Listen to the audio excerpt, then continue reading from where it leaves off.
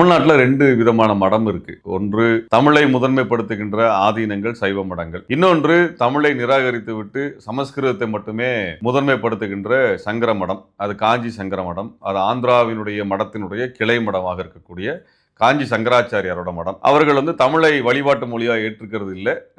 தமிழ் மொழியிலே படைக்கப்பட்ட இலக்கியங்களாக இருக்கக்கூடிய தேவாரம், திருவாசகம் போன்றவற்றை எல்லாம் அவர்கள் ஏற்றுக்கொள்வதிலே நிராகரித்தவர்கள். அதனால் தமிழை அவங்க நீச பாஷை என்று சொல்வார்கள். நீச பாஷை, தீண்டத்தகாத ஒரு பாஷையாக அவர்கள் மொழியாக அவர்கள் பிரகடனப்படுத்தினாங்க. இது நம்மெல்லாம் சொல்லல, அது அவங்களே எழுதின ஒரு விஷயம் தான். சென்னையில் நடைபெற்ற தமிழ் சமஸ்கிருதம் அகராதி வெளியீட்டு விழா தொடக்கத்தில் தமிழ்தாய் வாழ்த்து பாடல் ஒலிக்கும் போது ஆளுநர் பன்வாரிலால் புரோஹித் உள்ளிட்டோர் எழுந்து நின்று மரியாதை செலுத்தினர். அப்போது காஞ்சி இளைய மடாதிபதி விஜயேந்திரர் அமர்ந்தே இருந்தது சர்ச்சையை ஏற்படுத்தியிருக்கிறது.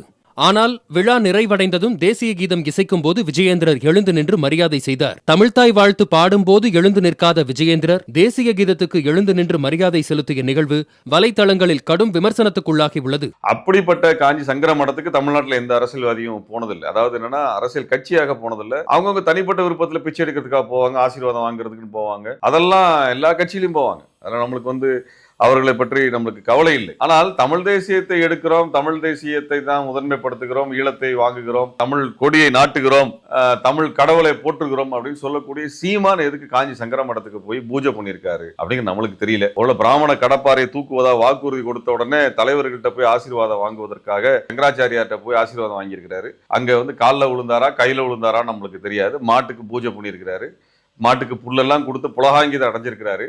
இப்படி ஒரு பக்தி பரவசத்தோட, சமஸ்கிருத பக்தி பரவசத்தோட வந்திருக்கக்கூடிய சீமானுக்கு நம்ம கொஞ்சம் உதவி பண்ணலாம். என்ன மாதிரினா, அவருக்கு திராவிட கருத்தியலை, தமிழர் கருத்தியலை, தமிழர் அரசியலை சிதைப்பதற்கு பிராமண கடப்பாறையை தூக்கியிருக்கிறாரு. அதனால அவருக்கு அதுக்கு அந்த கஷ்டம் வந்துட வேணாம். அவருக்கு அவங்க மொழியில், அதாவது பிராமணர்களுடைய அல்லது அவர் சொல்லக்கூடிய பார்ப்பன அந்த வழிமுறையில கொடுப்போமே, என்ன கொடுக்கலான்னு யோசிச்சு பார்த்தோம். அதுல அவருக்கு பிடிச்ச விஷயமா இருக்கும்னா அது கோமியத்தை கொடுத்தா நல்லா இருக்கும்னு தோணுது. கல்லு குடிக்கிற ஆள் தான். ஆனா இப்ப சங்கர மடத்துக்கு போனதுக்கு அப்புறம் அவருக்கு கோமியம் தான் பிடிச்ச பானமா இருக்கும். அதனால நண்பர்கள், தோழர்கள், வர்ற ஏப்ரல் 17ஆம் தேதி சீமானுக்கு நீங்க எல்லாரும் ஒரு கோமிய பாட்டிலை வாங்கி அனுப்புனீங்கன்னா, திரள்நிதியோட கோமிய பாட்டிலும் போட்டோம். தேர்தல் கமிஷன் அதில் கணக்கில் எடுத்துக்காதுன்னு நினைக்கிறேன். அதெல்லாம் நன்கொடை கணக்கில் வராதுன்னு நினைக்கிறேன். அப்படியே கோமியத்தை அனுப்புனீங்கன்னா அவர் கோமியத்தை குடிச்சிட்டு சங்கர மடத்தில் பண்ண பூஜையோட கோமாதா பூஜையை நடத்திட்டு அப்படியே அவர் இன்னும் கொஞ்சம் சிறப்பாக வேலை செய்வார். நம்மளும் அவரை சிறப்பாக வரவேற்று என்ன